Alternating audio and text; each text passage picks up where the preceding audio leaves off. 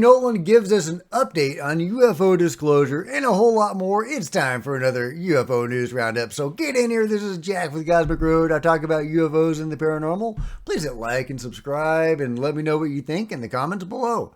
Okay, so here is a tweet or an X from U.A.P. News. Carl Nell, David Grusch, Chris Mellon, Senate staffers were the masterminds behind the U.A.P. Disclosure Act. That legislation, as illustrated by Carl Nell, would have been hugely significant. It is so disappointing it failed.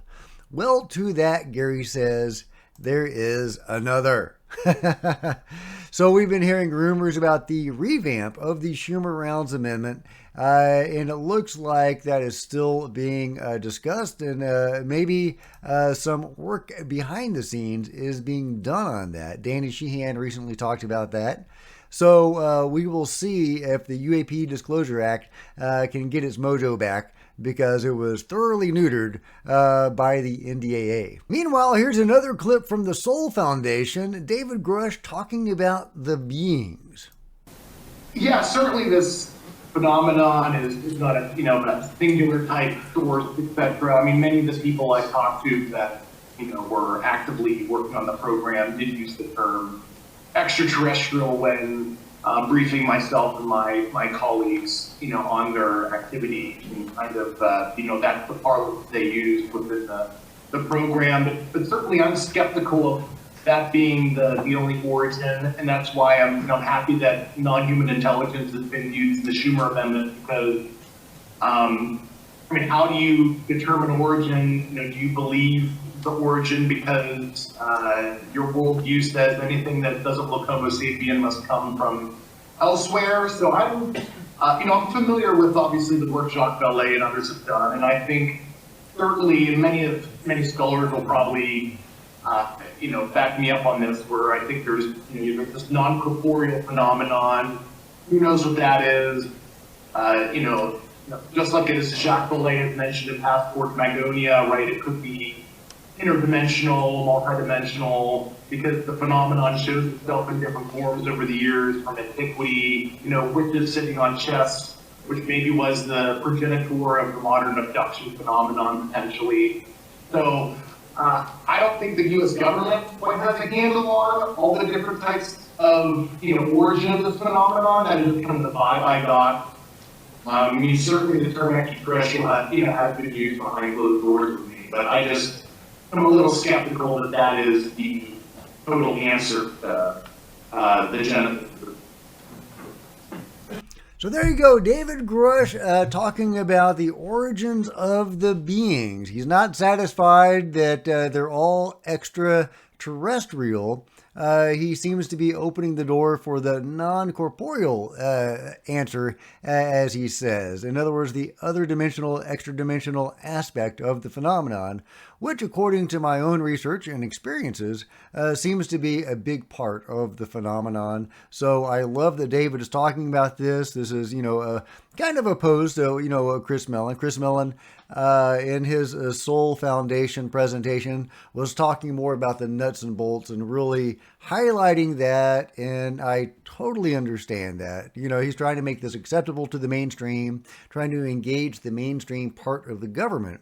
But David Grusch, I think, like myself, is more interested in trying to understand the phenomenon than to prove it to others. Now, I love to share evidence of the phenomenon when it comes my way. That's one reason I love the Nazca mummies. I mean, we got bodies, y'all. We've got bodies.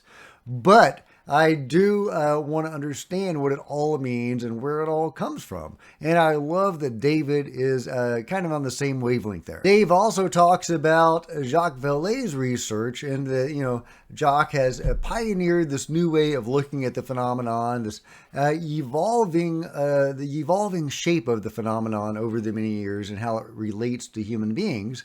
I just wanted to point that out, throw that out there to put that in context of this information or this idea from John Brandenburg in a new interview. Who is John Brandenburg? Dr. John Brandenburg, is a physicist, rocket scientist, and Mars expert. He is one of the pioneers in Mars anomaly research, and since 1994 has been the principal investigator on the Microwave Electrothermal Rocket Thruster project for research support instruments in collaboration with the Center for Space Power at Texas A&M. Hey, that's where I am. College Station. He was a member of the NASA Technical Advisory Committee of Technology and Commercialization and served on its former Space Transportation Subcommittee. Dr. Brandenburg is the author of numerous publications. So you get the idea. So he's a guy that has some inside sources, he says, into the cover-up in the UFO control group. And he has a more concerning and troubling idea of what the phenomenon is all about. Let's give a listen. A lot of very positive feedback, including from people who I know were within the UFO cover-up that I had run into in Washington, D.C. when I worked in there. And they said it was the first thing they'd read about ufology that made any sense. And in particular, Hal Puthoff reported that he was very alarmed by this hypothesis and was going to make sure that everyone he worked with was aware of it. I was also intensely criticized by members of the UFO community who I described them as the rainbows and unicorns crowd, who couldn't believe the Space Brothers would ever have a hostile thought towards the human race.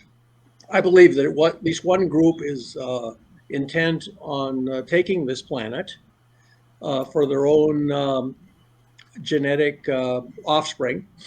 The only thing that will survive of humanity is an immune system that's been transplanted into primarily the gray physiology. And this, unfortunately, the cover-up aids this operation because it allows them to, unmolested by the military or anybody else, carry out these abductions and also all animal mutilations, which are just, that's the standard horse head in the bed from Godfather. That's terrorization. One reason that this... Okay, so his information is really interesting. It doesn't quite resonate with me. As we've just talked about Jacques Vallée and the historical accounts of the phenomenon going back quite a ways.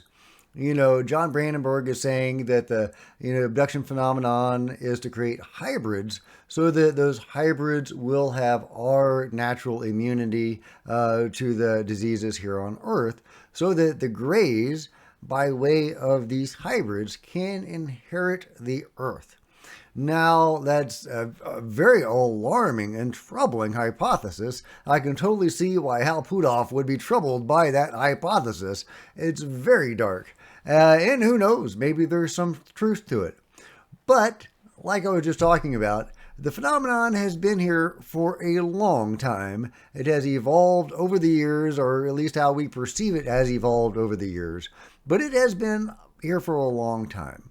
The Greys, if they wanted to inherit the Earth by way of this hybridization process, surely could have done it by now if they had wanted to. So I don't think that is true. And also the cattle mutilation phenomenon seems to have a purpose beyond terrorism. So I have to disagree with Dr. John Brandenburg, but it's certainly an intriguing theory. That said, there certainly do seem to be negative ETs out there, and we don't know what their agenda is. And we certainly need something like the control group to oppose them. However, instead of that, they may be working with them instead. But remember this awesome crop circle, one of the best crop circles out there.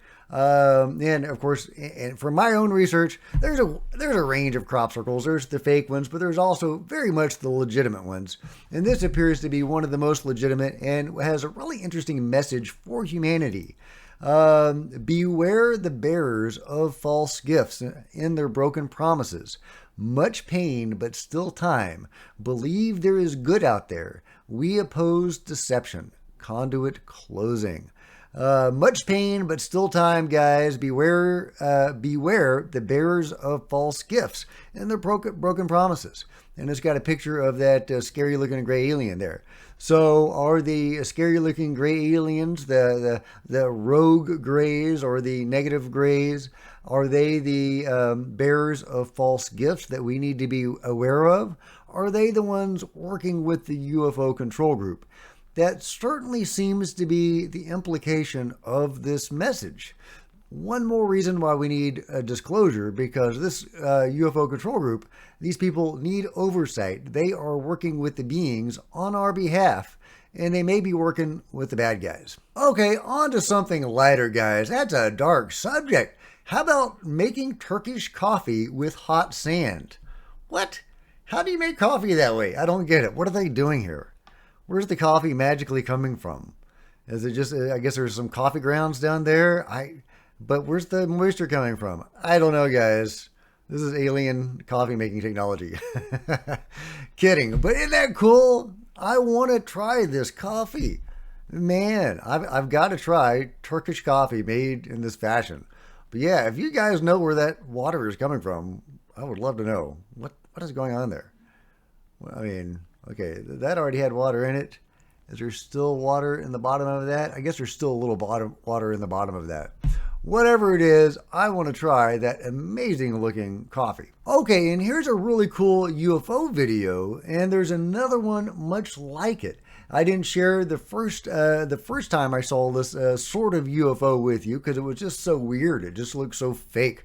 But then I see Nikki Noel share her experience. She was an experiencer, and she captured this really cool looking UFO. Look, it's got this glow around it. Notice the weird glow. It's got this dark object with this glow around it. And then I'll share a much clearer shot, another video of a very similar object captured by somebody else. And you'll see how similar they are. This is a whole new type of UFO that I've never seen before. And Nikki has some close-ups of this object. Look at it's the dark object with the weird glow. It's just a really unusual looking UFO. Okay, so here's what I got for you. This is actually shared by a news station.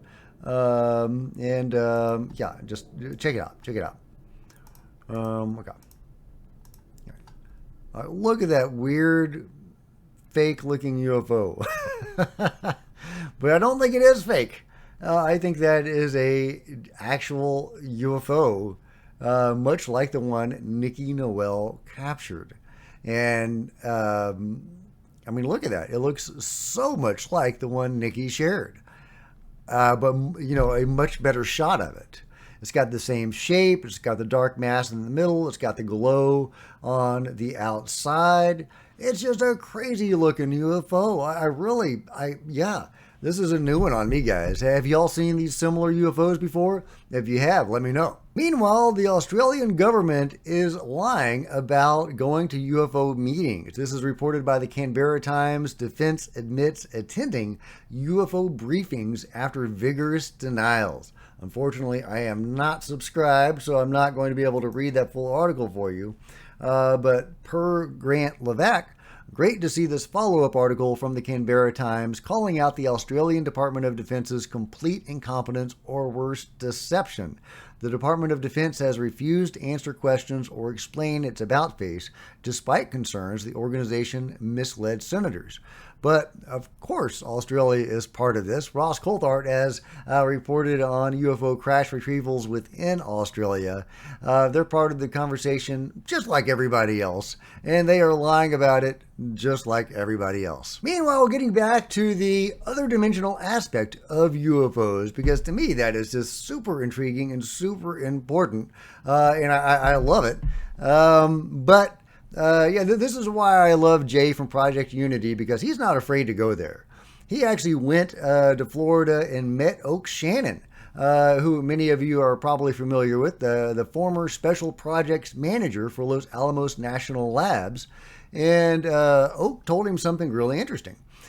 He told me that the conclusion of the LANL, Los Alamos National Labs working group, was that this UFOs was an interdimensional phenomenon, that we were only seeing a cross-section of its true nature, only what is perceivable to us in 4D. Of course, that's 3D plus time, right?